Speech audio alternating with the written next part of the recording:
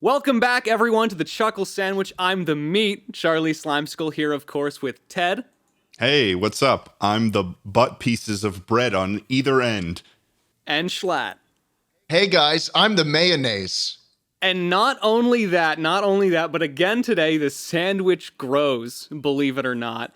We also have here a special guest, Gus Johnson. Yeah! Yay! Thank God. I'm glad I do not have to be the mayo. That's the worst part of the sandwich. Whoa, we're getting there. We're getting there. Gus has got... Fuck you! Mayo accomplishes one thing. It makes the sandwich more moist. It does not add to the flavor. It does not detract the flavor. Moisture. It's shit! Moisture. We'll get into it. We'll get into how wet we want the sandwich for a good hour. But Gus is a YouTube comedian. He's got 3 million subscribers. He's also a musician, a filmmaker, and a fellow podcast host over on the Gus and Eddie podcast. But I've got one more question for him on what he is. Gus, what part of the sandwich are you? Oh, dude, I'm so glad you asked. Okay? I'm going to tell you right now. I am a horseradish mustard, okay? Not any of that golden shit, none of that spicy brown. I'm a horseradish mustard. Oh, interesting. Okay, can you verbalize your tang? My tang? Here's the tang. First of all, talk about a lasting tang, okay? Whether you like it or not, the impact that I make on this sandwich is going to be with you for hours, weeks after this, okay? It's a pungent, potent, wasabi-esque sting in the back of your throat. It's going to permeate every taste bud and infect you from within. That's my taste. Gus, if you had to say what sort of sound that, like, for instance, rappers, they make a sound sometimes in between their verses. If you had to associate a sound from a rapper with this tang that you are speaking of, what type of sound would that be? Straight up. Not a rapper, rather, but another man of culture, another artist. It would be a ka-chow.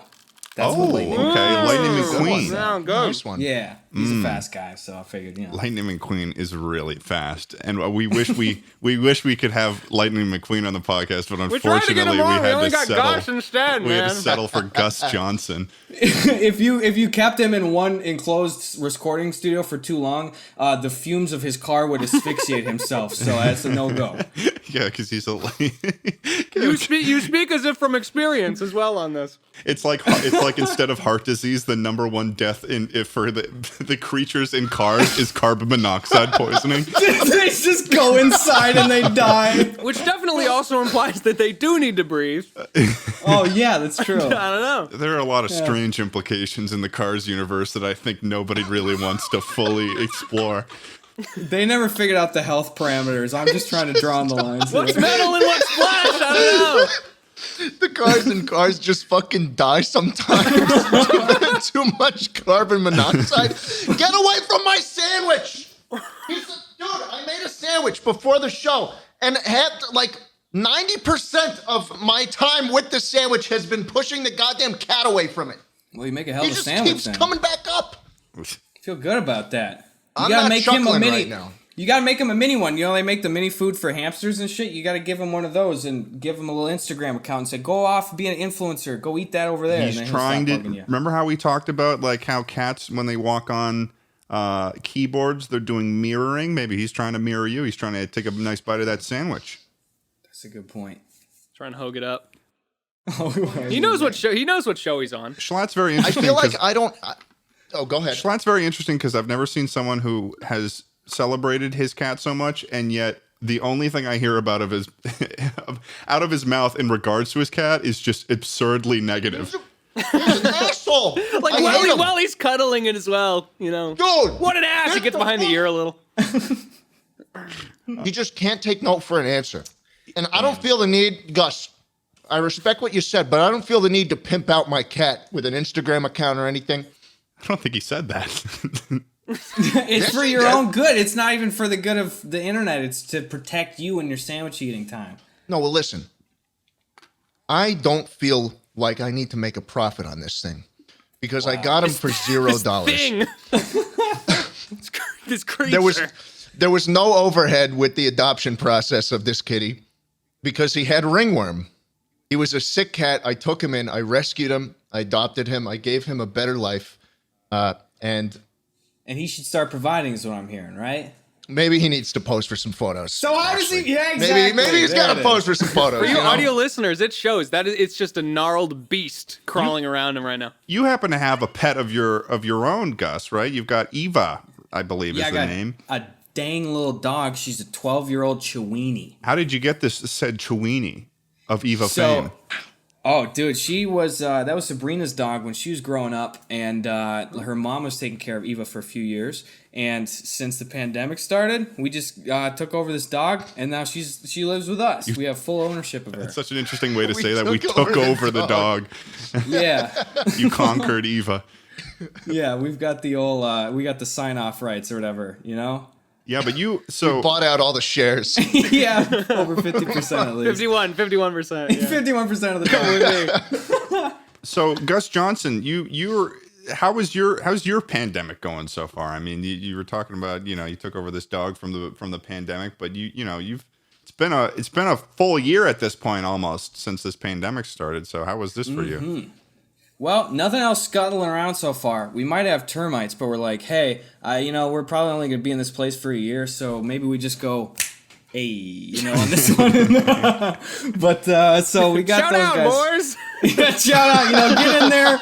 Just keep it behind the drywall, boys. Okay, that's all I ask. Thank you. So anyway, we're doing that. I don't know, quarantine's been all right. That's the thing, is it's either been the greatest thing in the world where it's like, oh my God, I'm reconnecting with an old friend, or I'm making a new connection, or here's a new game, or now, hey, everyone's trying to do online stuff, so maybe I can punch up a little bit with some traditional media people and get them involved with what I'm doing. Like, those are some positives. But then also sometimes you have the worst fucking day of your entire life. And it's just a little trade-off. Yeah, no, that's a really good way to put it. It's a lot of it is just trading off certain stuff. And sometimes they ask you to come on the Chuckle Sandwich Podcast. Yeah. Oh no! Oh, you boys! You son of a bitch, you motherfucker! But you've been kind of like exploring new mediums in a way in the quarantine. You started doing Twitch streaming more. Did you just start Twitch streaming during the pandemic? Is this the... Yeah, I think it was last March, so I just did a year of it for the first time now. Oh, congratulations. Consistently as well? Cool. Yeah, pretty consistently, like I'd fluctuate from doing every single day for maybe a week and a half and then maybe take a week off. But for the most part, yeah, I'm kicking myself for not having fucking started it sooner though. God damn, like it's so fun and it's just like turbo mode networking with some people too. Like you meet people where it's like, I've known that dude for years. Right. And I just want to say hi. And now I can just pop in because they're playing Jackbox and just go, hey, what's going on? And then we can start a dialogue. So it's like, it's so cool. I've not seen that on YouTube or anywhere else before. So that seems to be kind of like the way that a lot of networking happens within the gaming world too, of like the YouTube gaming world in general, because I mean, you're generally a more like in-person sort of content creator with your like sketches and stuff. But so I can definitely see how like that's a whole new world for you of going online, and then it's like all these people who just kind of like exist online. So it's like as long as you have like, oh, she knows him and he knows him, you can make that connection pretty easily. Dude, yeah, it's so strange transitioning to online stuff. Like I love it, and it's really nice for it's just convenient during a pandemic and stuff. Yeah. But yeah, I mean, usually the way it goes, it's like you got a dude that you want to have in a sketch, and you say, "Come on over." And you shoot outside for like 45 minutes, and it's like, you want to go get some ramen or something? Maybe get some Bud Light and just play some Smash or something, That's how I love doing it, but looking forward to reconnecting with that kind of shit. Yeah, indeed. What's a fun one, like a fun little networking thing that's happened online or because of Twitch in this past sort of year? Oh, dude. Well, I mean, T-Pain was like, dude. There you go. T-Pain, like, and it was one of those ones where I was so pleasantly surprised because... Not that it's a bad thing at all, but sometimes you'll have somebody, reach out and be like, hey, what's going on, man? Love your shit. Like, let's do something. And then they kind of bounce. And then it never happens. Which is fine. And I'm not like, I don't take it personally because, I respect where it's just like sometimes you want to like link up with somebody doing something cool and you can't entertain like a long-term like friendship or like a series of public connections and shit. Sure. Like, for example, I do some shit with Comedy Central on the side, and like 2 years ago, I had an in-public person, like, bit idea at South by Southwest, Gotcha. And I talked to Comedy Central. I was like, could you get me, like, a celebrity for, like, a joke thing? And they're like, we got Creed and Todd Packer and Oscar from The Office. Who do you want? And I was like, oh, like, I'd love to shoot with Oscar. And like he showed up to the shoot and stuff and was like super fucking chill and went out of his way to like look up ahead of time and be like, hey, I saw your cat video. Really funny stuff. You know, like the kind of like, I can tell you jumped through the hoops the nice of cordiality. networking stuff. Yeah, exactly. So it's like something like that, but then it's like, I obviously understand I'm never going to hear from him again, you know, until our paths potentially cross on an unrelated thing later on. But separate from that, like a T-Pain though, like that dude fucking reached out and was just so overwhelmingly sweet on the podcast and stuff, and said he'd been like watching our shit and supporting us for years and stuff, and then has since then like rated multiple times and like just been tweeting back and forth and shit. And like I went on his Twitch stream show like 2 weeks ago and we talked for 4.5 hours and just got super drunk and shit. And I'm just like, that was really fucking cool. Like a dude that you listen to and have been supporting for a while.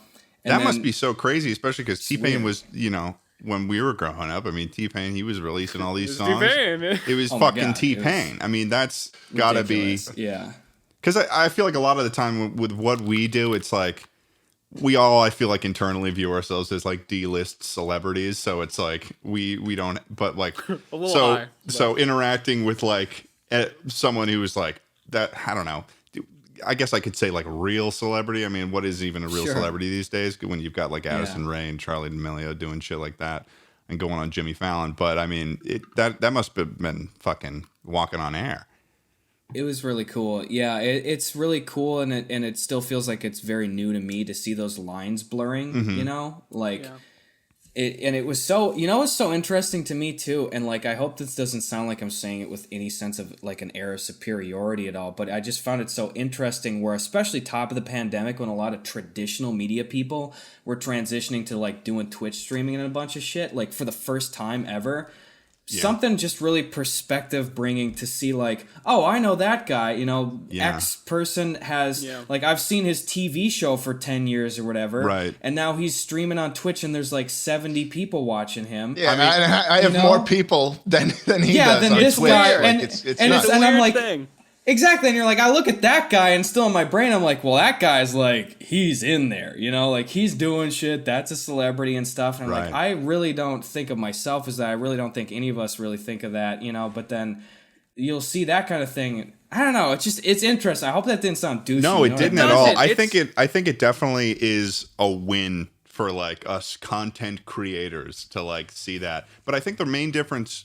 and the reason for that probably is because, you know, they've got all these people, they've got their manager, their agent and stuff. A lot of their fame is sort of tied to the companies that will promote whatever they're in, if it's like a movie or something like that. Whereas, you know, our audience is directly tied to our social media accounts. And it's like, that's just, it's a lot more just like A to B than like, whereas a celebrity, they've got like all of these things.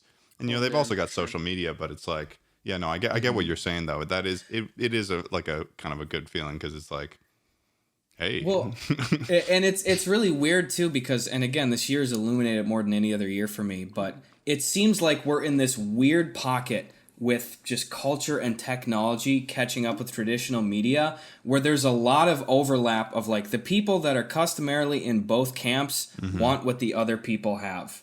So there's a lot of opportunities for overlap because you have these traditional guys that, especially, you know, when their feet are to the fire in a pandemic, are like, you know, I can't show up to the CBS set or whatever, like fucking this week, you know, I gotta play Warzone or something like that, you know, and I'm like, hey, I'd love to even, can I just be a PA one day on a CBS guys, you set? see my cat video? Yeah, you just see my fucking cat video? Oscar said it was funny, man. Can I come over? So it's like you have that, and it's like, it's exciting if you know how to put yourself out there in the right way, but not be a fucking overbearing prick, you know? It's like a lot, you can have a lot of like cups pouring into each other in terms of like collaborations and shit, so it's exciting. I think it changed both how sort of, you know, our sphere views traditional media and definitely how traditional media views our sphere, which I think I was talking to, I don't remember if it was you or Eddie at some point about you'd kind of had like a rocky relationship with traditional media. We had talked about sort of how hard it is to get your foot in the door and get taken seriously as like an influencer on YouTube, right? And now I feel like it's almost been flip-flopped a little, right, with the pandemic and where people's engagement is. Yeah, definitely. You know, and especially from an individual perspective, it's like if you are the person that's accustomed to being in front of the screen, if you're used to showing up and getting, you know, having a fucking makeup chair and craft services and shit, and just hopping in front of the camera and doing your "Hey baby, don't touch that dial, everybody loves Raymond, will be right back" kind of shtick, you know, like you don't realize like, oh fuck, when I can't do that, I have to like buy what is it, El Gato? What the fuck is Streamline? What is, you know, That's like fucking cat in Spanish. What the heck's going on here? I got one of those. He don't stream Zelda. Would you? Zelda, right? I remember seeing a couple weeks ago, Snoop Dogg got really pissed at his game of Madden. And he just goes, "Man, fuck this," and he walks away. Yeah, he just And leaves then it open. like 8 fucking hours later, the dude walks back. He walks back and he's like, "Oh shit!" You know why? I don't even know the guy, and I know the answers because I've seen him on fucking Howard Stern saying, "Yeah, I got a dude that rolls blunts for me, and he's on payroll." Do you think that guy's accustomed to shutting down Streamlabs and shit? No, he doesn't know how that shit works. He's saying, "Put me in the chair, put the controller in my hand. Okay, Madden mode, activate." You know, like that's how he works. I've also seen. There's nothing wrong with that. I've seen like It's different. several videos of him just like going after EA too. Whenever the servers are down, he's just like, "Hey EA, specifically the whole company. This is Snoop Dogg. Fuck you and fuck your servers. I'm pissed Like because he's I want to always play with behind the the screen taking notes. Yeah. He's always like your uncle in his fucking Toyota Tacoma too, like looking down at the screen like, "EA, you need to fix your fucking servers right fucking now." Like, he's just grumbling low angle shit. Like, I love that kind of stuff. But oh yeah. So, Anyway. do you think that, you know, with all of this like media crossing each other, do you think that like the pandemic was sort of like maybe a little bit of the kindling, a little bit of fire start, a little bit of match on the gas for maybe like a larger kind of movement of like all of these lines being blurred to the point where it's just like anyone can be anything as long as you have a following kind of situation? I mean, Or is I it would just hope gonna snap so. back? I don't know. I Yeah. mean, that's a good point What do you too. think? Well, because Addison Rae is going to be in the She's All That remake. Really? Yeah. Jesus Christ. I don't know if I'm allowed to say this, but I'm sure it wasn't because I didn't get the gig. That is hilarious, by the way, and that's a great opportunity for her. But I got an audition for the remake of the fucking, what's the show? I didn't watch it at the time. It's on Nickelodeon. It was a sketch show. It had the orange guy with that red text in his mouth. Oh. What the fuck is that? What are you? Oh no. Dude, you're what am I about. talking about? I'm I giving have you no such idea. fucking I have scant no idea. details. The orange guy.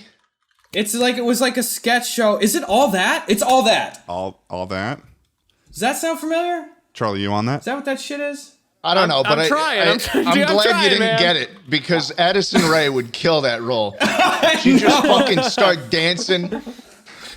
Fuck. I might be All That, and Yeah, that's all why I that triggered 1994 it. Anyway, sketch comedy. Yeah. it had little to do with the story, and now I'm an old man getting hung up on, was it April or was it May? I think it was April because, you know, but anyway, like, I had an audition for one of those, and I absolutely didn't get it. But I didn't see a correlation in traditional media like auditions coming through for me personally. That's one single story. But I would, perhaps it's wishful thinking, I would hope that these worlds blend together. And I do think that there is an absolute symbiosis between people in traditional media and new media and shit. But I like to think that it's really good for people like us. Yeah. too, No, like I feel like it's completely agree. it's an easier environment to be like, hey, you know, I've proven that I'm the mover and the shaker for everything I'm doing over here. You know, maybe give me a show, you know, or like maybe fucking buy a little like thing I'm writing or something like that. I'll punch up a script, you know, like hit me up, stuff like that, you know, like I just feel like that, like this helped facilitate that connection a little bit better, and I would hope that it comes to fruition for us. But I think though a bit of a caveat to like getting some sort of deal or show or whatever with one of these big companies is that if you prove that you're a mover and that you've got the knowledge to make things like that, you've got to, if you were to get involved, I feel like and maybe this is just me just thinking I know better or some bullshit, but like I feel like if a content creator gets involved, then they should definitely be like involved, because I feel a lot of the times I feel like companies kind of fall behind and make stuff that's super unrelatable and like people don't understand, and they just expect that as long as you slap because a lot of times I feel like they equate social media influencers just celebrities, and if you just slap a name on something, then that immediately makes it available and good. Right. I completely agree. I think that's the problem right now is it's like there's a lot of like kind of old guard people in traditional media that it's just like you got to wait for them to get flushed out of the system to really have a newer batch of people to fully give the reins Nice way to to like, say it. you know what I mean? Yeah, not like, now you don't gonna die, you know, but maybe go to fucking Cabo on the weekend instead of showing up at the offices, you know what I'm saying? Like, just get out of here. I don't know, like, it feels like right now, I mean, I've certainly seen that firsthand, you know, like a number of times where it's just like, maybe somebody hits you up, and it seems like an interesting connection. You come in and they're just like, yeah, do you wanna, you could probably post this, like, you guys... They like stuff. You can post something like that, and it's just like they either just want to do promotion or something, or they just want to stick you in something, and it's like, well, no, like I want to do something, and I feel like if you can extend some trust to me, I've obviously established that I can kind of cultivate a following and at least do the work myself. You know, like the whole production team essentially is what we do. We do everything. Yeah.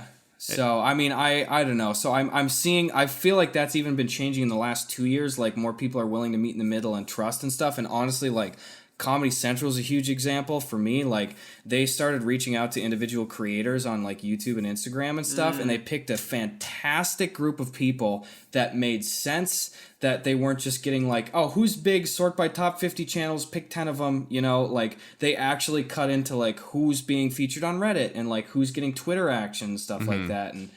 And like that's an example of a company that seemed to be pivoting in like a smarter direction like that. But like I feel like it's changing is what I'm trying to say. I'm giving you too long of fucking answers here, but that's what I'm thinking. Okay. You're the guest on the show, man. You're allowed to do that. It's funny with Comedy Central as well, because I don't know how well Comedy Central is doing right now as well. I'm not sure if it's been on the up and up or. No, I mean that's the thing is it's really been fluctuating. That's the problem right now. This I don't think reflects negatively on the people at all, you know. But I think that the biggest problem right now is with Comedy Central. They have put fantastic people in charge of the ideation and the creation stuff. They're writers, they're performers, their production team. Genuinely, some of the best people I've met personally and professionally. That's awesome. But the problem is right now, I think with a lot of these people is it's not fucking cost effective, you know? Right. Because you understand, like views fluctuate like crazy online, you know? And if your overhead is so insane on so many shoots and stuff, you're just pissing money down the fucking drain. That's and why I just the feel like animation channels got killed. Exactly, dude. I feel like that's what's kind of catching up with him. So, and again, that's not me fucking hedging my bets, but I don't think that, like, I want to speak very highly of the individuals over there. But from a corporate perspective, I just can't see it being viable with how much fucking overhead there is with some of the shit. So I don't know what the future of them or anybody else is, but that's the problem. Is it's like give the reins and give the fucking trust to these individuals. That's the reason I ask as well, right? Is because if something like Comedy Central were to be on the up and up, just really hard, I think that a lot of traditional media would be like, oh shit. So it's unfortunate it's fluctuating so much because I really think what people do need is like, you know, the old rats. I think what they need to see is a really good example of this working, right? Of people being given the reins for something on traditional media and having it working, in order for them to even start to justify something like this. And I also think that like one of the issues that Comedy Central occasionally has, a lot of these channels occasionally have, where they have that huge amount of money that they spend on stuff, is that it also doesn't really suit like YouTube's or what the audience is looking for when they go on YouTube. I think that like, and I think that you specifically, Gus, with your channel, you kind of hit in this zone that I think has maybe in turn helped you become so successful, where your sketches, like the ideas are really, really solid, and you go after the idea more so than like making it like a whole film set. Like you go out there and it's like more of like a, I don't know, what would people call it?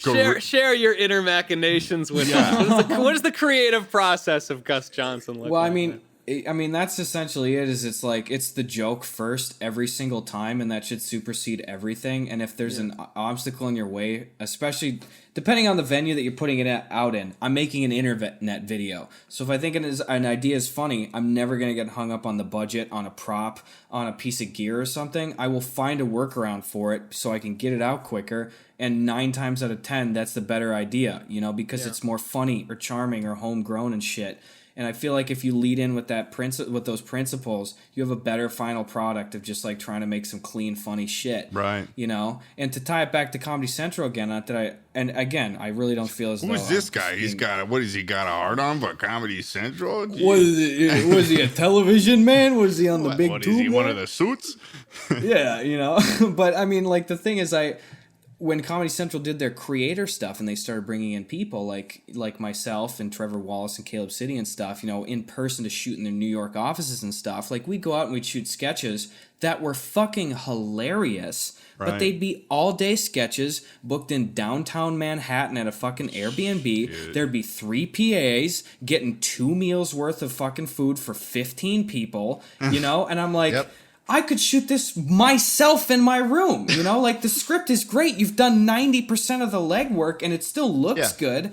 But even like you could shoot it with the fucking skeleton crew, and we don't need to be doing 10 takes of everything. Like, and again, it's like, I'm happy to be here. I'm absolutely flattered. Everybody's wonderful. Yeah. I don't mind doing 15 takes of everything until the day's done because you're paying me to be here and I'm in New York City and I'm working with fantastic people and stuff. Like, no complaints on my end, but it stresses me out vicariously through them because I'm like, dude, I see money being fucking burned right now, boys. Like, what are you doing? So just fucking give Gus the camera. He'll film the whole thing. And that's like as a selfie, And that's the thing that I found, like, as I worked with them further and I had more sketches released outside of the week and stuff, like, they instantly just fully let me be like, okay, what are you going to shoot? Hey, this is the 1-sentence elevator pitch of that. Okay, send it in. And I just go make it and give it to them. And I'm like, if more people would follow that, like, really smart, like, lead that they decided to do, it's like, I feel like you'd have a lot more success over the board. But that is really interesting. Everyone's pissing away overhead. I don't know. Too, because I remember actually seeing those specific ones that you filmed inside of your old apartment. Like, and I was like, this is really cool. I do remember actually having that thought. I was like, oh, this is really cool. They just straight up let Gus do whatever the fuck he wants. But that was it, yeah. One of the questions I have is, like, what's the most that you've ever spent on making a sketch? How much, like, in terms of monetary? Well, there's such a huge disparity because the most, I'll tell you what, the second most I ever spent on a sketch was Imbiamba Jones. Truthfully, now. And it was exclusively because you know why? I know. I have not seen the video, but I can imagine what Imbiamba Bones is. That's it. The blockbuster phenomenon, Imbiamba Jones, with a budget of $7 billion. It is. You're not overthinking it, Schlatt. I just play Indiana Jones as if he were a child that didn't communicate verbally, but was kind of pouty and indignant about wanting to participate. And there was a faceless character, my brother behind the camera, that was trying to coax and like soothe me into doing the things like that were staples in the movie, like, go careful, you don't like the snakes, and it was just the how did you even and, think of that idea? Like, was that a original character? Was that like, because I imagine that character of Imbiamba Jones was just like a bit you did in the living room at some point. Or did you open the Lost Ark and it came to you? Yeah, that was it exactly. I shot up in my brain. No, I honestly, the honest answer, and this is such a fucking stupid answer, is I got just mega drunk like one night, and I just That'll do it. And I mispronounced like Indiana Jones, and I just like. It was so funny for me and Sven, my brother. Like, we just kept saying, like, Imbiamba Jones. And I woke up, and it seriously was, I woke up and I looked at my draft sheet that I write all my ideas in. Sure. And I just woke up the next morning, because I check it, because 90% of the videos I write down are, like, right as I'm about to pass out at the end of the night, as I've been, like, puffing and stuffing or whatever, and I'll just be like, that's a good idea. And then I'll just, like, look at it the next day and be like, oh, okay, that's pretty good. So I woke up and I was just like... Imbiamba Jones. No fucking idea. And then I was like, all right, that sounds like a good one. So then we just, we went and we shot the damn thing. But the only reason that cost so much is because, again, I was so impatient. I just wanted to film that thing, and I was just like, let's just fuck around and see what we get. And the only place we could find the costume was on a fucking Hollywood Boulevard costume shop, where it was like $60 for the jacket and $40 for the whip and $50 for the hat, and it's a fucking shitty nylon felt hat and stuff, you know. But so that's the only reason. So I think that was like close to $200, and it was just because I got it at a fucking tourist trap shop on Hollywood Boulevard. But that's the most expensive one. The second most expensive one, I mean, and the most expensive video I ever made was the commentary video I did about The Office a year ago, and that's just because I found that Leslie David Baker, the dude that played Stanley on The Office, right? He's doing an unofficially unsanctioned, totally probably not cool fucking NBC Universal spin-off of his character, Stanley, called Uncle Stan, and he crowdfunded it. And it was, I did a commentary video about it, but they had an egregious list of reward tiers that just were way overstepping in terms of like personal security and privacy and shit. And anyone for $10,000, you could sit in the writer's room, affect the script, be credited as a writer, and you would get to be able to perform any original talent you want in the show, fucking anything, and you'd be like in the show. So I paid $10,000 and I bought that reward tier. So I'm gonna, in the next month or two, maybe we might even start filming, but I'm gonna be in the unofficial like bootleg knockoff fucking Office. That's freaking awesome, dude. You're gonna be. So wait, have you already been in the writer's room? Have you already done? No, I haven't. Well, because it's like, and it's the thing is so fucking weird because it's just Leslie and some business partner that has like no public credits in terms of film production for what I've been able to find. So it's him and this guy who, I'm not saying or assuming anything, you know, I hope this isn't some older actor getting taken advantage of from some guy trying to make a fucking quick buck on a name or something. Mm-hmm. I don't know, you know, perhaps it's a cohesive thing. From what I've seen so far, it does not seem like a cohesive vision. Or story or structure. That's where you step in. That's where I'm gonna come in. Is your goal betterment or sabotage? Well, truthfully, and I say this absolutely, you know, as I completely, if Stanley listens, yes, should they allow it, I intend to fully film and document everything, and I'm being straight up, like, I am not going in to be a saboteur one bit because I'm in a position right now, like, just. Yeah. Frankly speaking, and maybe it's a little meta stepping back, I can't lose in this position from a content perspective. You know what I mean? You can't. Because, you really can.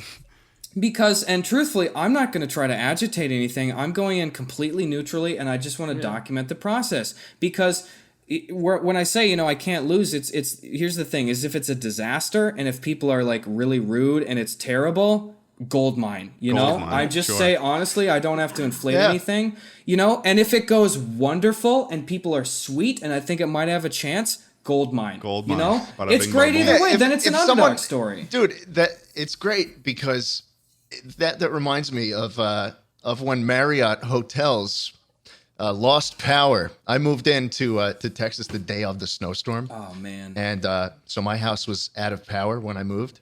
And I rented with Marriott, you know, and I drive over to I called them and I was like, hey, you know, do you have power? And they said, yes. So I booked, drove over. They didn't have power. So I couldn't stay there. I went up staying with a friend. And then I called them and I'm like, hey, I couldn't stay there. We didn't have power. Can I get a refund? And they said, no. and I tell my parents this in a fit of rage. And they're like, what? Well, you just have to keep calling him. You have to harass Marriott to get your money back. And I'm like, no, I don't, because this is now content for me. I don't care about the money. I don't care that, you know, I wasted a couple $100 and they didn't give it back, because now I can put it in a video and buy the domain fuckyoumarriott.com and redirect it to pornhub.com/gay and then tell Marriott employees to go there. That's extraordinarily granular. You know? Well, that's just the thing. That's just the thing too. Is it's like it's always a good situation from like a commentary content perspective when you don't have to like create any problems. And I just came in here and it's like I didn't instigate anything. You know, like you put this stuff up here and I'm checking it out. And even in my the initial commentary video where I have a little sneak at the end, I don't say whether or not I bought it, and then it's an after credit scene or whatever, and I'm like, should I buy it? Oh, voice behind the camera, don't do it. Click, video ends. Where it's like I clearly bought the one of two reward tiers and stuff. Right. I just looked at it kind of obviously there's kind of an air of I'm sort of clowning on the post office projects of the people on The Office. That was the center of the video, and this was kind of the capstone of it was this spin-off thing. But truthfully, again, it's I'm going in there and I'm not going to be a dick. I'm going to be complete. I'm going to kill him with kindness. Yeah, because it would be definitely an issue if you went in there and you tried to sabotage, because that Leslie is such a beloved character, and I feel like so many people that would have eyes on that would definitely associate that as you shitting on and I'm sure that person is totally harmless and is just trying to do something. True. So exactly. No, I think you have a very, very good perspective on it. And that's the thing is I've recognized that I don't need to apply pressure in any regards to get the same result of entertaining outcome. It's just going to be interesting. I think people want to know, what is this unofficially sanctioned, unlicensed Office spin-off project? What does it look like? Where did they film? By the way, they fucking doxed themselves on the filming location. They put the address of the public building. So, oopies, haha, funny poopy. But I don't know, that's, again, it was rife with problems. So I just kind of went over the initial Kickstarter thing in the first video, but anyway, yeah, I don't need to be a dick, and I don't want to be a dick, and then I look for any longer form video stuff when I do commentary video shit. I'm not looking to fucking punch down on somebody, Right. I wanna just either look at something goofy or take a shot at somebody that's in a position of power and be like, it's kind of fucked up, Wendy Williams or Steve Harvey, Chris Brown, whatever it is, but that's definitely something that I think the new age of commentary requires. It either has to be I enjoy doing the story stuff. Whenever I do talk about something else, though, I definitely have realized over the years that it needs to be either someone that is just so absolutely in the wrong that there is no way that it could be conceived as a bad thing that you're talking about it, or if it's something that you want to elevate and talk about because it's funny, you gotta really avoid making it seem like you're sending people to go hate on that person, because totally. I had an issue with Peter Kane. I don't know if you know Peter Kane dog training, the guy. This one. Yeah. He's this guy. He's this guy who lives in upstate New York, and he's a dog trainer, but at the same time he does these really surreal, you're not sure if it's satire or not.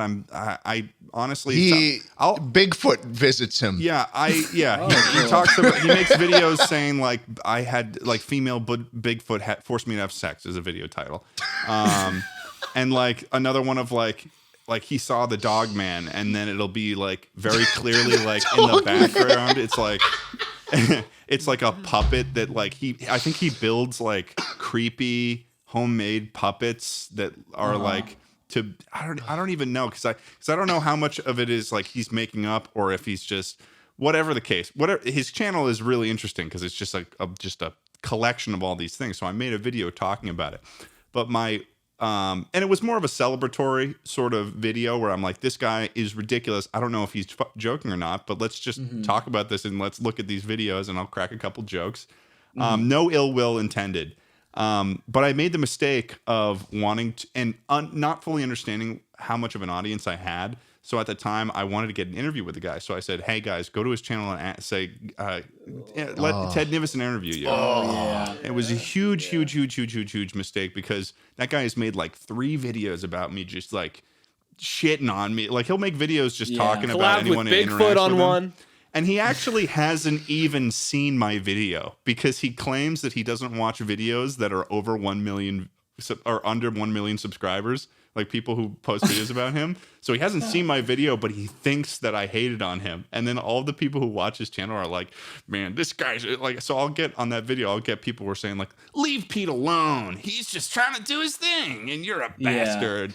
And I'm I love you Pete. And Bigfoot. I love this guy. Both this guy of you. is so freaking awesome. He's just doing his own thing. He's just, and he's also the absolute epitome of the ridiculousness that happens in upstate New York. Because I went to school in Ithaca, and there's you've got the college students and then you've got the Ithaca townies. And it's just like, there's just so much like kooky, wild stuff that happens in upstate New York that just, and like Pete is just such a representation of that. So, but yeah, I mean, in the vein of like, doing commentary stuff, I definitely know from firsthand, it's very important to like make sure you're not doing that kind of stuff. Well, that's just the thing too, is it's like sometimes, at least for me personally, other people have their own set of filters that they put a thing or a topic or a person through to be like, hey, do I make a video on this? Yeah. But for me personally, like it's two things that stop me from like doing a video on a guy or on a video or on a thing or whatever. And first of all, it's like recognizing, hey, do I have anything to gain from this? Do I have other options and shit? Is this worth my time? Do I feel like I'm bringing something new to the table? And then secondly, it's just like, am I fucking kicking the bee's nest on some fucking whack job right now? Like truthfully, from just a self-preservation point, like for example, honestly, this last summer, it was, I think it was July or August or so, and I did a video, I fully shot it. And then with my longer videos this last year, I've started working with my buddy Curtis Robert that I've known for many years, shot lots of video stuff for him, and he's done a lot of the editing job stuff for me. So Curtis fully edited it, and it was this big commentary video on vigilante superheroes. Because I did one on a dude 2 years back named Troy Herchubes, who was a Canadian inventor that invented like the bear-proof suit shit so that you could survive a fucking bear attack. And I came at that video with the angle of like, almost in a similar sense of like, look at this fucking big dick guy, how cool is this dude, where it's just like, you're not like, look at this fucking idiot. It's just like, I love how original this guy is. Obviously you can't play that full card, like you understand that there's some element of ridicule there, but like still not being a dick to him, like putting him in a good light and stuff. But I did, it was similar to that. I did one, and the main focus of the video was this dude, I won't say his name, but it was like clearly just like a small town kind of very kick-ass kind of figure, if you've seen that film, underground shit. And then like I looked at it and stuff, and like and he had like a full website with a bunch of links and shit, and I didn't address it in the video and stuff, but you got the sense that this guy was like mega deep, like alt-righty kind of shit, and it just happened to happen at a time. The nail in the coffin for me was right before, like, it was when the Kenosha shit happened, and I don't want to put too many landmine fucking auto caption like bombs in your fucking episode, but it was like right after the major like pew pew shooting shit, I don't know why I pew pewed and then said shooting that. I still said but you know what I mean? Save the cast. I was just like, you know what? I don't know if you're gonna pew get pew fucking pew pew on this one. I'm sorry. He says pew pew and also and. I laugh at the situation, not the context. Anyway, I ultimately decided I'm just not gonna fucking put it out, because. And whether or not I think that it's like, oh, I as an artist shouldn't do that, like, more so for me personally was even just like, I don't need to do this. I can make a different video. I can find a different subject. And if there's even a 5% chance that I put a video on this person, I shine a spotlight on them, and then I got some fucking maniac that I got to deal with for 3 fucking years, I just don't have to deal with that fucking shit, I'll do a small town reviews or something. I don't want to kick the bee's nest this week, And that factors into shit sometimes. And that's one of the things that I actually had thought about that I wanted to talk about with you, because one of the things that I noticed about you, Gus, and also like Eddie, but also I think your sphere in general, but I've gotten a vibe a lot from you, Gus, is that in the way that you carry yourself online, you are a very, very and I've said this to Eddie before because I believe it about both of you, but you have a very high sense of honor with the way that you conduct yourself online. And I think that what you're saying here, I think that the way you're talking about it now, I mean, even, for instance, like your 1 million subscriber video, Gus did a video when he hit 1 million subscribers where he literally went through and specifically thanked individual people. Oh, I remember that. For their part that they played in like his leading up to that moment. And I think that that's a very, very good example of like, I don't know, just this like vibe of just, it's very, very wholesome, the vibe that you bring online. at the same time that you're making like these crazy sketches and stuff like that. So I don't know. Props to you for that, I suppose. I don't know. I don't know how you would possibly respond to that, but well, I was just me. Well, yes, thank you. I'm very nice. Yeah, say more, do more. I'm almost there. No, I do really appreciate that, though. I do a bad job at receiving any form of praise, so I do appreciate that. Thank you. I mean, really, just to put it bluntly, like my whole outlook on things, and it ties into the 1 million thanks video, is just like, I really, objectively, even if I wasn't involved, anybody that gets to the position that they are in, that has a platform, could directly point to dozens of fail points back along the path of like, this person wasn't there for me, if I didn't have this fucking windfall, if I didn't have this to fall back on, if I didn't have this opportunity, this privilege, or this advantage for something that popped up, then this could have single-handedly fucked me.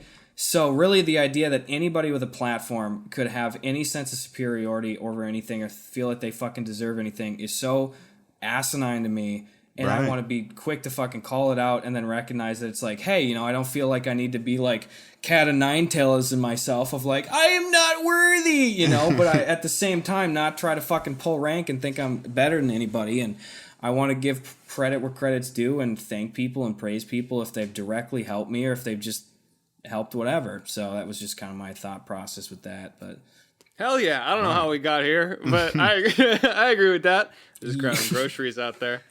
Oh hell yeah, a little grocery run never hurt nobody. Grocery run. Hold on. Before the podcast continues, please allow us to fulfill our contractual obligations. This episode of Chuckle Sandwich is brought to you by Manscaped, who is the best in men's below-the-waist grooming. Manscaped offers precision-engineered tools for your family jewels, baby. They're all about providing you with the best tools for your grooming experience. Manscaped is trusted by over 2 million men worldwide. That's a lot of men, Schlatt. That's a lot of men. I hope they're all big. Ted, you ever been shaving your nuts and then you cut them? Oh man, I cut up my balls real bad when I was shaving with some low quality. Oh man, it was a blood. It was a massacre. Guts, balls everywhere. Balls everywhere. Well, lucky for you, Ted, Manscaped has made the best ball trimmer ever. It's the Ball Trimmer 3.0, and it's got a ceramic blade to avoid cutting up your nuts while you're getting in down there. It's also waterproof and comes with a built-in LED light. Your balls will thank you. You can get 20% off and free shipping at manscaped.com using our code CHUCKLE. That's manscaped.com using our code CHUCKLE. Thanks so much to Manscaped for sponsoring this episode, and let's get back to the conversation. So Gus, I'm just gonna throw out I have a little question here. It's a very it's a random question, really, but it's from my research that we did on you. It's a bit you like snacks, yeah? I've been known to snack, yeah. So here's a question for you. Put food in there. Comfortable with that segue. Yeah, you like snacks? If you had to choose between these two snacks, which would you choose? Frozen Charleston Chews or ranch corn nuts? How the fuck did you know either of those? Did you ask Ian Kung about this? I mean, you're Gus Johnson. We got to know this information. We told you we were diving deep before this. I had both of those this week. What the fuck? I have not had a frozen. You had to talk to Ian Kung. I'm gonna fucking out your sources. Nice job, fucking Piers Morgan, hacking people's cell phones, bitch. Don't give me that shit. Don't give me that shit. All right. Yes, I haven't had a frozen Charleston 2 in 3 years. This last week I went to Rite Aid and I was like, oh, they're 85 cents. I'm gonna get 2 boxes. And I put them in the freezer and I ate them up. I would have to pick frozen Charleston Chews over the ranch corn nuts because there's a bit of a social baggage that comes with ranch corn nuts, being that they fucking reek. So if you eat those I've never heard of them. Dude, I don't know what either of these think. These are just words strung together to me. I got nothing to associate with them. You know the candy Charleston Chews? It's like they're kind of like milk It's nougat. They're kind of like It's nougat and chocolate. And you just put them in the fridge. You have to eat them cold. Yeah. You have to eat them cold. You put them in the fridge or the freezer. You bite into them. Are they It's so crunchy delicious. when cold, or do they still got No, it's I mean, you have to break through the shell, but then it's soft and nougaty. It's like if you moved meringue up 3 notches on the Maz hardness scale, that's the consistency of a fucking frozen Charleston too. So true. Apt. and it's just a little light chocolate covering. So it's like you bite into it and it goes, and then it's like Laffy Taffy for the rest of it. It's a beautiful experience. Texturally, okay, beautiful. But I would choose those. What the fuck is a ranch corn nut? Okay, so corn nuts are like I don't know. Now defend this. Yeah, this is no real defense. It's like a kernel of corn that's been, I don't know, fucking king tutted, mummified. It's really dried out and shit. It's very crunchy. And then it's just the ranch flavor of it. So there's a slight ranch Dorito-y flavor on top of this crunchy corn kernel. And they take corn. You can eat corn kernels? Yeah, you can. It's like, I don't know if it's a real one. Just fuck it up. Like like a raw corn kernel. Like a corn kernel. Like feed corn. They just pull it out and beat the shit out of it. And they do. They just that's what it sounds like. Yeah, exactly. They just. That's savagery. Yeah, it's a lot. That's why he chose the Charleston chews, because he didn't want to go the savagery route. Yeah, it's where like are you the from, feel Gus? of the snack world. Where the fuck are you from? That is a thing. Small town Wisconsin. He's from small town Wisconsin. They make we make our own fun. Yeah, exactly. We make our own ranch corn nuts. Gus, do you have any good stories from Wisconsin? You know, any what's your craziest story from Wisconsin? I mean, craziest story from Wisconsin. Well, you know what I miss. I miss going back home and shooting stuff outside, literally and figuratively shooting stuff outside, in the sense that a lot of the props that we do for video stuff is based around a high-powered explosive called tannerite. I don't know if you're familiar with that. I've heard of tannerite, but I feel like it in both the places that I've lived, that being Massachusetts and California, I'm pretty sure it's illegal. Pretty regulated substance. For comedians and arsonists, can you explain sort of what that is? Sure. So tannerite, and I do not endorse this at all. But I use it all the time. I do use it all the time. And can I just say, it performs. No. But if you've seen like the video that like Sven and I did, that we did a Mythbusters sketch this last summer where a toilet blew up at the end, or I personally did a sketch where I shot, like I was doing how companies do eco-friendly commercials or whatever, and at the end of the sketch I shot a deer. It was just a fucking decoy, right. But it fully exploded. Tannerite is a ridiculously cheap. I shouldn't be fucking talking it up. It's so easy to get. It's like you can go into and like it's so funny. Yeah, it's so funny. Speaking of, let's also talk about. Anyway, you can get it at like a Fleet Farm or something, which is kind of like the Farmers Midwest equivalent of like a Lowe's or a Home Depot or something, like farm equipment, hunting gear, shit like that. You can walk in there and it's extremely cheap, and it looks like if you took a brick of styrofoam and separated all the little white dots, and then there's black powder. So there's a little, it comes in a cup maybe like that. You take out the little black powder, you pour it in there, you shake it up, and then it's explosive. And the only way you can detonate it, sounds like I'm doing a manifesto. I'm sorry. Good luck on the fucking ads on this one, boys. The only way you can we got a sponsor, don't worry. Okay, good. Is shooting it with a high power rifle of at least 2,000 feet per second. So you can't plug it with a 22. So anyway, we have acres and acres of farm and field land back home in Wisconsin, because I'm in a town of 1,000 people. So we'll constantly use this to conduct super cheap, really safe at a distance explosions for videos. So I miss doing that. You'd shake up one of these, you could put it in a Weber grill, and it'd be like somebody tore the grill apart like it was paper, like a quarter of a pound. So like we'll go put it in a toilet and then do some like match frame cut or whatever when like Sven goes to hit the flush button and it explodes or something like. Right. That's my Wisconsin memory I miss. So, and you were talking about how you also did a bit where you like fake shot a deer, but you also, you would do actual like hunting with your family because of your state's herd control program. Is that correct, Gus Johnson? Sure, absolutely. And I'm somebody too where it's like, I'm a big deer hunter, and truthfully, this is not me trying to be Mr. Devil's Advocate fence stuff. If anybody has a problem with hunting shit, I am not one of those big gun banging fucking fuck you kind of guys. Right. I'm just like totally understand, Yeah. Like my family goes out and we are not game hunters too. We harvest swamp bucks and we get it locally processed, and we use the deer, donate the hides, and eat them and stuff, and donate the excess to a local food pantry.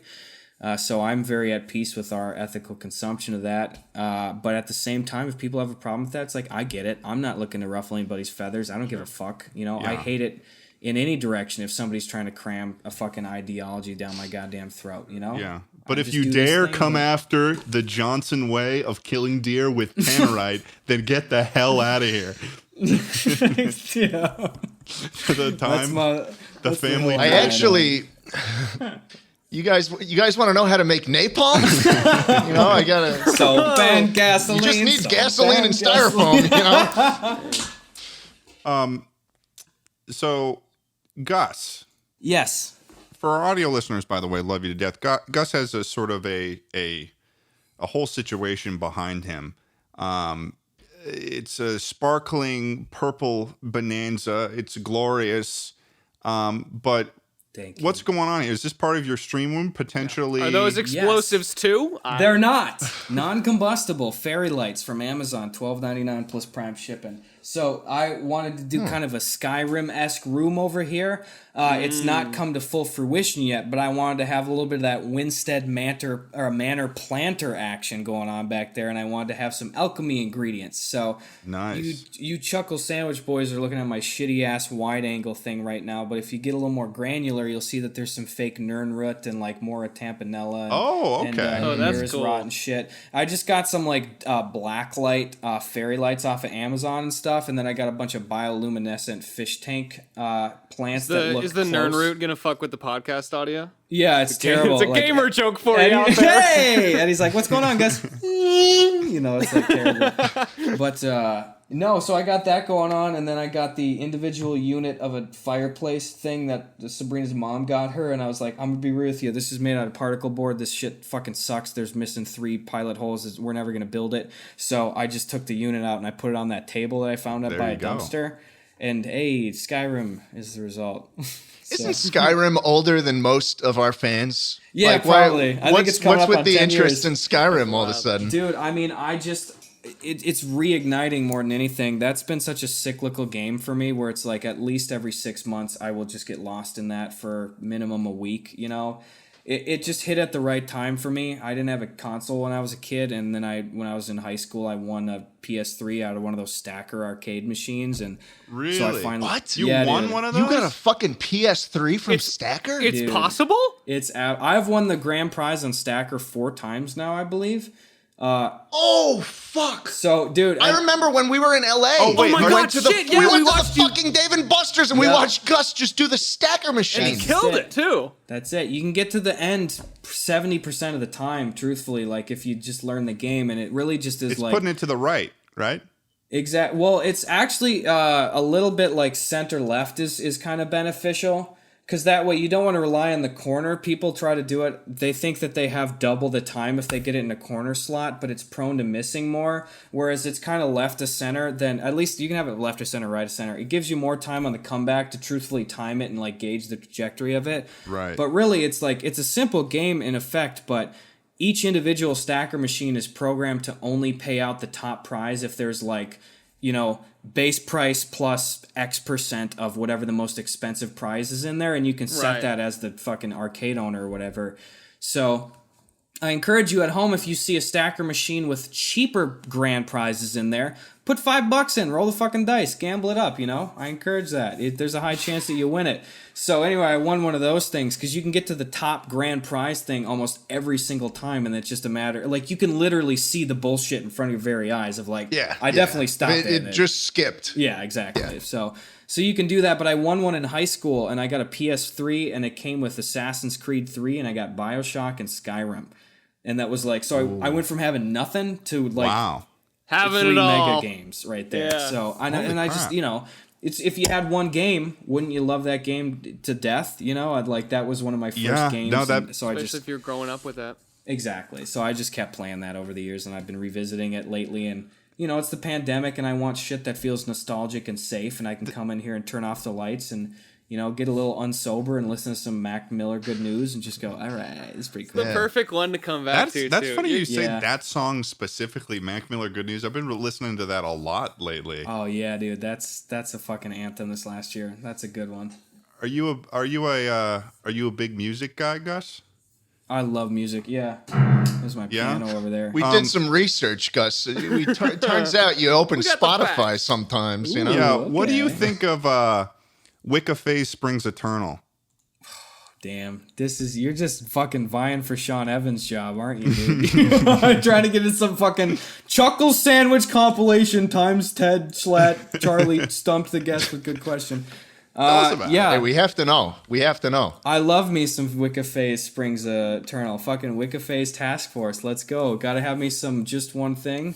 And then, of course, one of the greatest anthems ever, Absolute in Doubt with Wicca and Peep. What a blending of their styles to hit you with a fucking powerhouse song. What type of like music is that? Like, what is that? What's the sound that is behind that sort of stuff? Man, it's kind of like SoundCloud Zan grunge trap. I don't know. Yeah. Yes. Of course. Put on the Zan grunge trap.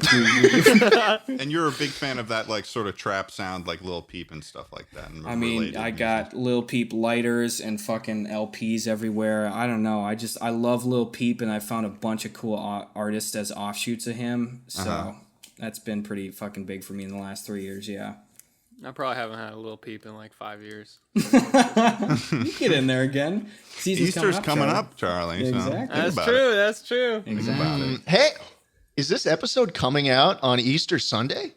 Oh my God. Is it? Gus or the is day risen. before? Hallelujah. Let's go. I think it's the day before. But go to church tomorrow, Christians. The Pope is right behind Schlatt right now. For our audio listeners, love you to death, and he is staring him down right now. It's actually We've law. hidden 7 eggs in this podcast.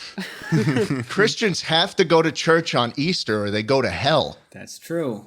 You only have to go twice a year, Easter and Christmas. You can do that. No. You don't even have to go Christmas. Oh, that's easy. You have to go Easter once a year. Because that's when he was reborn. Or it's hell. Yeah. So if they're listening to this podcast, they're already halfway there. You gotta go. So Gus, like, what is the future spell for Gus Johnson? I mean, like, is there anything that like in the future, like post quarantine, that you're really, really excited about? That like is, I mean, obviously we're all excited to see everyone, but like in terms of like what you do, like, are you trying to? I mean, what's next, big in the pipeline? Yeah. Yeah, man. Well, I'm beyond the stuff that I've kind of maintained or initiated this last year online. I am hopefully within the next couple months moving into more of a formal pitch process with a television show that I'd love to find a home for. I have made a couple of cool partnerships with people I can't say yet, and I hate when people do that. So you can call me a douchebag in the comments. I can't really say. I'll tell you off podcast. But I've made some cool connections. I'm trying to get some more traditional media stuff going in the terms of like a screenplay I'm trying to shop around, and then perhaps, hopefully, try to get some more formal acting gigs places if I could do that on the side. And it's nice to not have to rely on that, so I can be more selective. But what's up? I might have something for you in terms of that in the future. I'll let you know. Guy. Ted is a esteemed film director. This guy, I'll turn on the television. No, it's actually I've already talked about this publicly, so it's not even a thing. But there was this film that I was going to make for my senior thesis equivalent, and what I was thinking about doing is at some point, I've got some, spare money lying around after doing better on YouTube. So I was thinking, oh, hey, maybe I might as well do what would have been this film. I'll send you the script. Let me know what you think about it. And maybe cool. I'll take a peek. Yeah. Did I ever tell you guys I won a Young Filmmakers Award for the thesis film I did? No, you did. There's no way you're better than me, you little bastard. I did. It's true. I'm the official film. Wait, what's the context of that, Charlie? I'm trying to. Well, I'm gonna look it up right now because I'm worried about. You won an award for corn? I did do corn as a class project. I'll speak about it loosely because it's got the college name attached to it. Yeah. But basically, I worked with two other students in my graduating class, and we looked at like pieces of sheet music that were really old, like in our town, and that sort of had been like very indicative and cultural. Things and like representative of their time back, I think 100 years. We had like an archive at the college, And we filmed those pieces. We got the school a cappella group to like make modern renditions of those pieces, and then we got them performed and filmed. We filmed them at like a state like public radio station, which is really, really cool. I love talking about this stuff. I never do, but it's fun. And we interviewed like music historians and people that spoke on all this stuff. I think even like one of the like granddaughters or something of one of the people that had written the sheet music. And it was really interesting just going through the times, because sheet music used to be this very elite thing. Right? Because those are the people that can actually afford the piano, and then seeing the transition and what the music actually talked about and what it meant to people as it became sort of more and more culturally significant and common was really interesting. And slowly over time, it evolved into trap music. On sheet music. Sicker and sicker beats. So yeah, I made that on the side and then won an award for Korn. Corn is earth, Gus, have you seen I haven't seen to the Korn, but earth it's I called will fucking return. Korn, so I'm excited as hell to hear what it is. What the hell is that? You'll love it. It's got no ranch on it. It hasn't been mummified. Fair. Fair warning. I'll Fair take it. warning. It's probably one of Charlie's few under a minute one of the videos. few good ones he's ever made. One of It's just Charlie's- him in a corn suit holding up a can of corn. My most viewed video, man. It's one of 18 the million few views. videos that I can stand from Charlie. I mean, I Yeah. watch any other video and I feel my teeth falling out of I'm my never gums. opening up again on this show. No, it was a this was also for a class project where we did a live production show. We did like I don't know if I've ever talked about the story about it before on the podcast. I feel kind of bad because you're the guest here, but we did like a live production, me and two others, and it was like some sitcom bit. We were working with a TriCaster, which is kind of this thing that folds out and you kind of manually, almost what Streamlabs is now, right? People used to have these huge devices for. So you've got people on audio, person on a switchboard, someone like manning graphics and stuff, and all of it's kind of worse than what your typical stream looks like. But we had a 3-camera setup cut between them, and the script called for an ad break.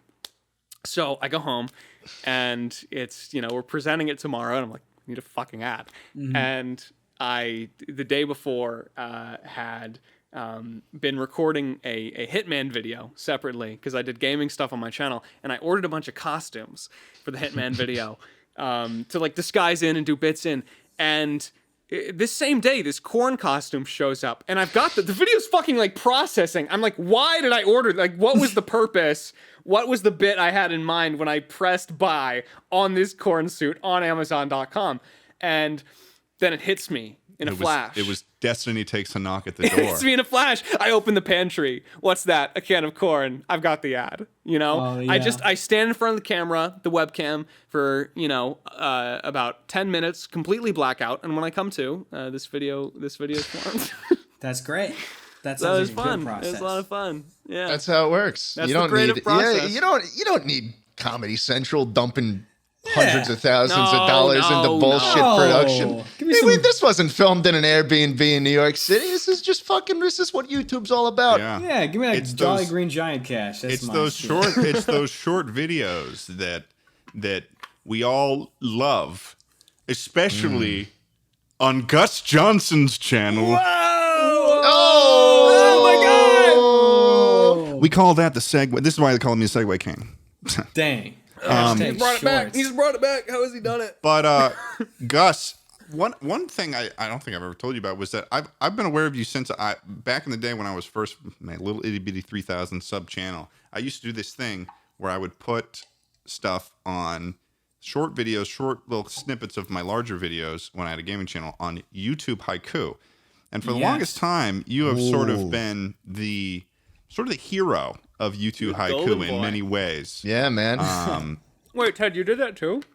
Dude, I think we all did. Yeah. That's really funny. All of my when I I saw started your my Elon video fucking on making YouTube memes. Haiku. Yeah, Before Elon, I are knew you I okay? think. Yeah. Yeah, man. I did. That fucking blew up on it. One that I had that blew up was me. fascinating. Was me making a joke about the British Empire. I was like, it was like me reading somebody saying, oh, I also think the British. I'm also British, so that's pretty cool. And then I say like, hey man, I can think of a couple of reasons why the British aren't that cool. And then it starts going shooting stars and through this guy, and then it's just like pictures and representations of all the British atrocities to Queen. That sounds like something that would do well on Yeah. YouTube. Yeah, dude. But you've I mean, from the get-go, I'm pretty sure that was sort of how you started growing at the beginning, right? Was YouTube haiku and that sort of stuff, right? You're absolutely right, actually. Yeah, no, it was definitely the haiku shit. Like, and I don't know if I'd be necessarily the hero of it, or in some people's eyes, the fucking scoundrel of it. The bane. There's fucking Gus again. Well, I was gonna say, like, I'm the reason that they enacted like this memeless Mondays shit they tried to do in 2018 or whatever, because they were like sick of, like, I was posting a lot of videos on there, and then other people started doing more sketch shit too. And then they were just, some people were like, I prefer the elite, true form, naturally occurring YouTube haikus that happen inadvertently in existing culture. And I'm just like, well, I'm curating content for it, Have you seen the frog on the hump day? No true Scotsman's Yes. fallacy going on right there. Exactly. Well, that's not dat boy. So I'm gonna, so there was, but anyway, they had a big sub vote on it and shit. But yeah, no, I started doing stuff on YouTube haiku, and I'll give you a little mini Reader's Digest version origin story thing, and this is gonna sound a little douchey, but it was the end of my first year of film school. This is how I kind of started my YouTube shit, and I've been doing it since I was a kid, but I hadn't really tried at it. And it was almost at the end of my first freshman year of college, and I had a weekend where my roommate, one of my buddies from high school, he went to go visit his girlfriend. I was all alone in the dorm room, and it was like March or April of that year, and I was dog ass sick, just fucking sick out of my mind, and I didn't I just didn't want to do anything, and it was just a weird Sunday, and I decided I'm gonna put on I was like, I'm gonna watch a couple movies, and obviously aged like milk shit, but the two movies I put on that I saw the first time were American Beauty and Wolf of Wall Street, and I hadn't seen them before. But central to the core theme of that, devoid of any of the other context of the shit, is that there are two people in there, and they're like, you know what? Fuck you. I'm going to get whatever I want. I'm going to work my fucking ass off, and I'm going to, again, in the spacey context, I can't sugarcoat that, but again, it was that feeling of just like, fuck this shit, and I sort of took a step back, and I was like, I'm sitting here all alone. It's almost April. I felt like the last 4 years of high school has been like, I don't fucking know what I'm going to do. I got to figure something out. I was like, I already made the jump here. I'm in college. I was like, I clearly can tell I'm not going to learn a lot of specific film knowledge at this particular university. Like, I got to fucking do some shit. I got to do something, dude. Like, I'm going to just piss away my time here. I've seen the kind of shit other classmates are turning in. Like, I'd like to think I could make stuff a little bit better than some of the stuff generally. So I should fucking do it, And then I've been watching YouTube haiku for years and stuff. My buddy Joe Dumas growing up, we'd watch these sketches and piss our pants laughing. I was like, I'll make one of those. So I put up a video, and it hit the front page of that. And I was like, oh, okay, I'll keep doing that. And I just continued to make content for it for a few years. You became the wolf of r/YouTube haiku. That is so fucking funny. I guess for people who don't know, the YouTube haikus are like they're like 30 seconds They're 30 or seconds, less videos that are just like have a really funny technically punchline or a something. YouTube haiku is under 14 seconds, and then there's a YouTube YouTube poetry. Yeah, because it matters. Yeah, because again. Exactly. It's gonna be fancy. YouTube haiku. Trending on a memeless Monday. Someone wakes up. If I had those ranch corn kernels right now, I'd gingerly place one.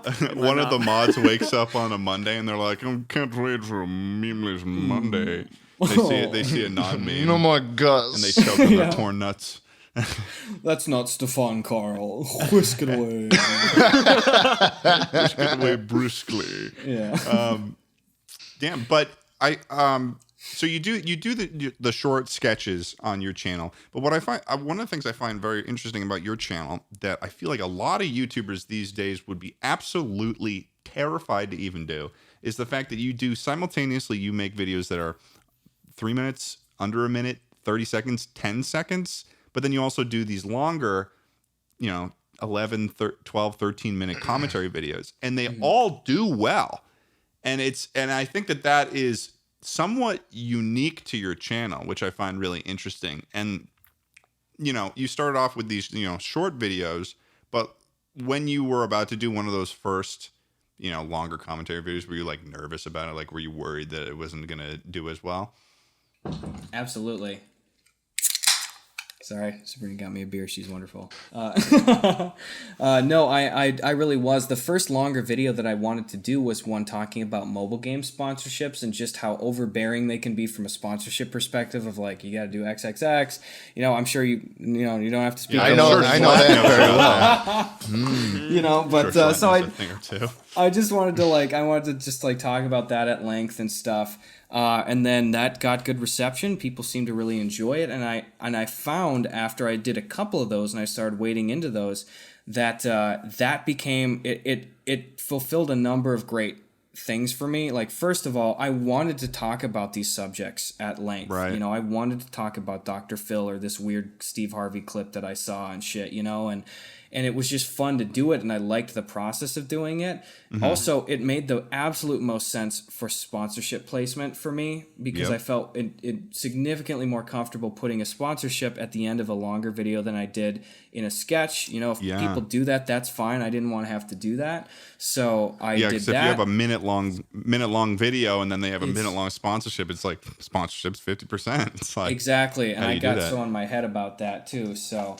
But I started doing that, and then I found out inadvertently that was one of the best things that I could do for my channel in terms of growth stuff, because suddenly I was tapping into the sketch stuff performing well on Reddit and Twitter and external sources, and then the more like commentary based thing being promoted heavily within the YouTube algorithm itself. They love that watch time, baby.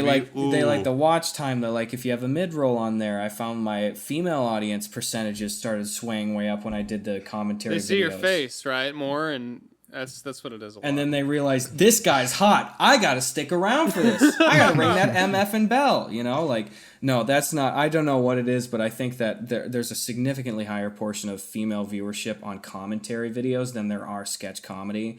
Like, I even notice it, like, when I'm doing sketch stuff for a while, and right now I'm in the pocket of it where I haven't really done a commentary video for a number of months. I've done some longer stuff, but not a commentary one.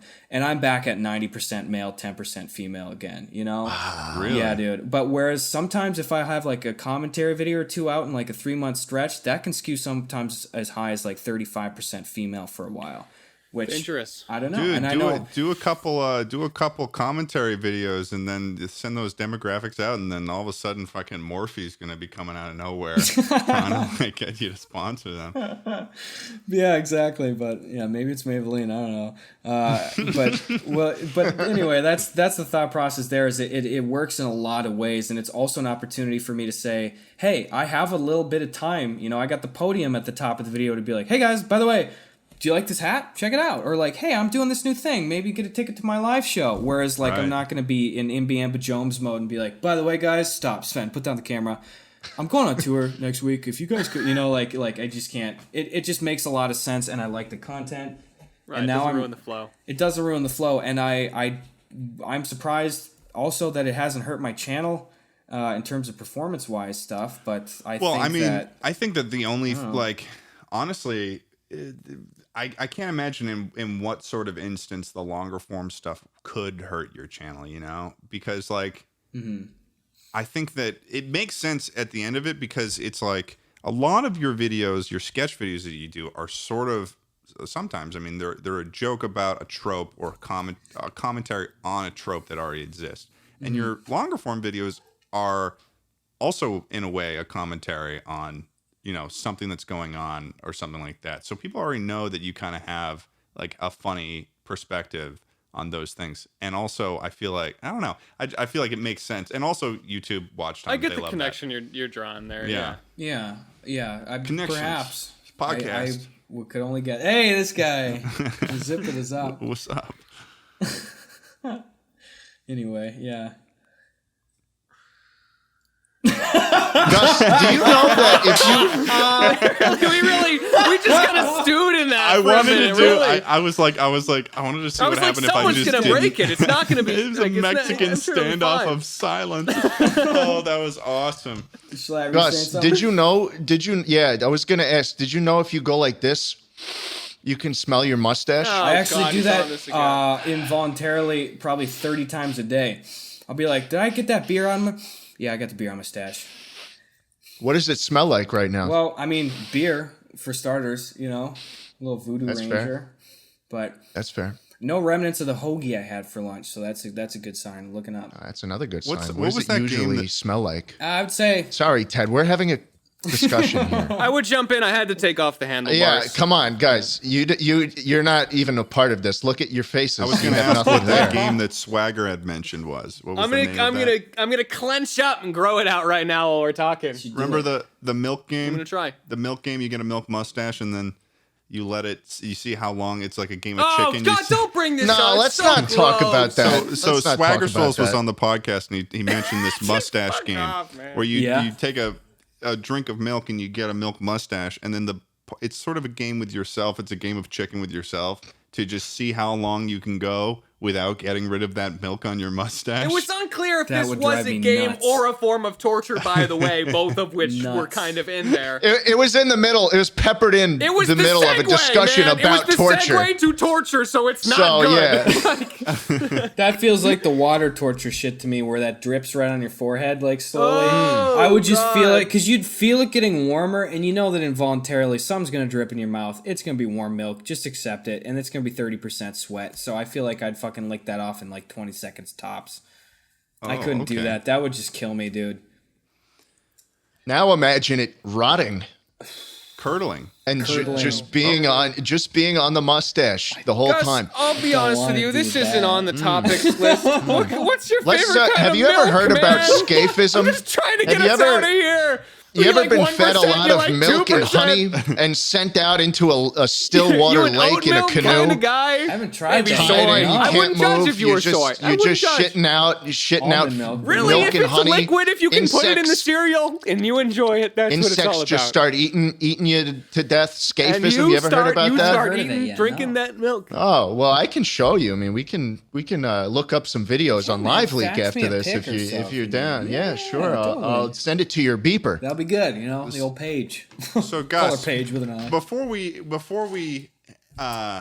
reach the end of this this podcast, I've got one final question for you on the topic of liquids, sweating them, because we did a would you rather situation a while ago. So I have to ask you: would you rather sweat blood or pus? Oh God, man! Ew. Well, I did that one. You know what I think, just from a practicality standpoint? I feel like pus is the grosser one, but it's the easier to disguise one. And Oh, you know, like interesting. like blood would be such a coloration issue where it's like you're pretty Very much true. gridlocked to wearing black shirts the rest of your life, so that shit doesn't show up on accident. Whereas pus could at worst look like really gross BO sweat, you know? Charlie is raising his hand. I've got a question. Pus question, yes. All right, you calling? Is this official? You calling on me? Yes, for pus getting related called on? issues, yes. It's not pus related. I did have another question though. Would you would you rather every day wake up and get 1 inch taller, or would you rather wake up every day and get 1 inch wider? Ooh, It never stops. Infinitely. wider. Really? Yeah, because you could Interesting. at some That's point. the first widen we've gotten on this podcast. At some point, you're gonna have to huck me in a room either way, and at least I can fucking stand up if I'm just getting wider, you know. Well, the way that we discussed, the way It's that really we a thought question about of the nature of the threat you're gonna eventually pose. Yeah. Right? Oh, Because the way that we thought about it is, if you get wider, you would eventually just become like a Saturn's ring around the Earth. Whereas, like, That is the hypothetical. yeah. whereas if you were to get taller, I mean, you would eventually sort of become like a space elevator to the moon, that's a good and point. beyond. So what you're kind of saying now is you would become sort of the future envelope of the Earth for new flora and fauna to sprout from. You know, return to the cycle. And It's I'm happy to beautiful do stuff. that. More than anything, I'm happy to do that. But now I'm honestly rethinking it in the sense that if I got longer, I could still have people directly come up to me and speak to me I'm realizing. Ooh, yes, You know that's what I very mean? true. You would lose contact with everybody if you were Yeah. just getting taller. Who are you going to talk to up there? Well, no, You actually, could lean down, but there is danger.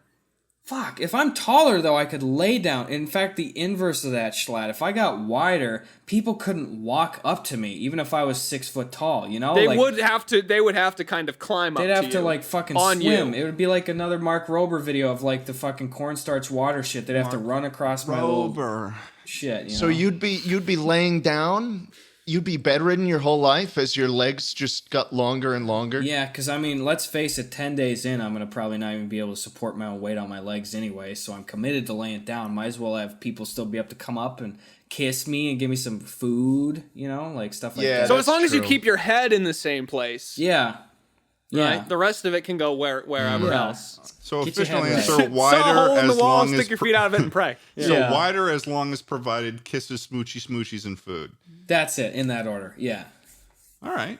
No, he wants taller. I've you want- actually... Well, you know what? It's wider You with can the take iota. both. We haven't had anyone do it before. But I'm not taking both. Then I'd just be a planet in and of myself, you know? I'm wishy-washy, but it's a big decision. I'm going taller again. Wrap me around the earth, baby. Come up and give me a kiss, okay? Fuck yeah. Wow. I'll do well, it. thank you for There that you go. answer. And Yeah. Well, hey, I got one now. that's where I Gus, started. Yeah. oh, Gus, you're a Skyrim guy. Yeah. You like games. I like games. Would you rather have unlimited bacon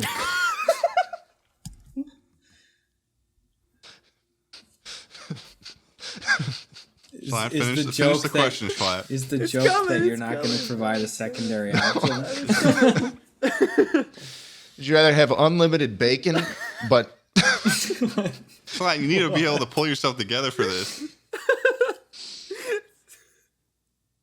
Come on, man. You son of a bitch. Come on, pull it together. Pull it together. unlimited bacon, but You son of a bitch. Pull it together right but now. no more games?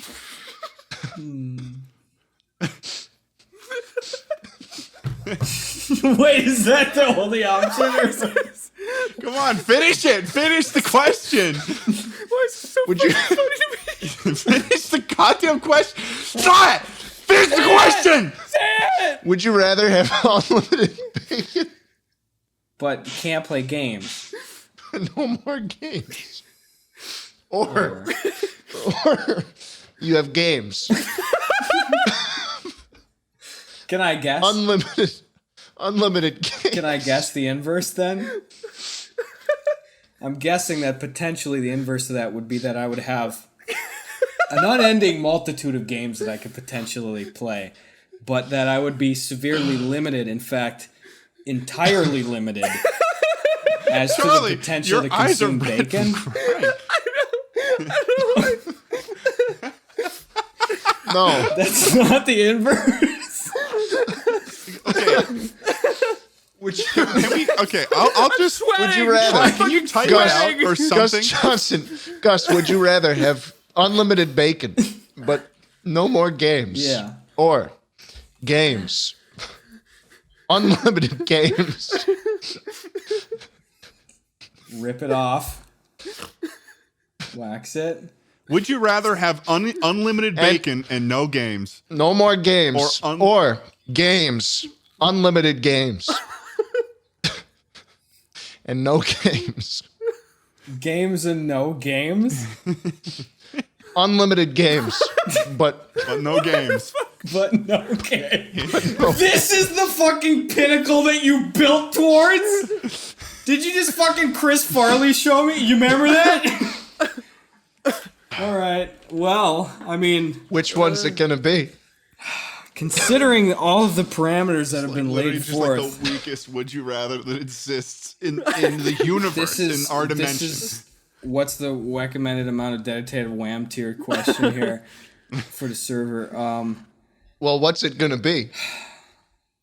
Well, both of them sound pretty decidedly unepic, I'll tell you that much. I'm going to have to go in the camp of having unlimited bacon, but no games. Why? Because, strictly from a social standpoint, I feel as though I'll be getting breakfast with people more often than I'll be hopping on Discord with people. So, it lost out, unfortunately. I'm sorry. There you go. What about the second option swayed you? Well, at first, I will tell you, the unlimited games was alluring.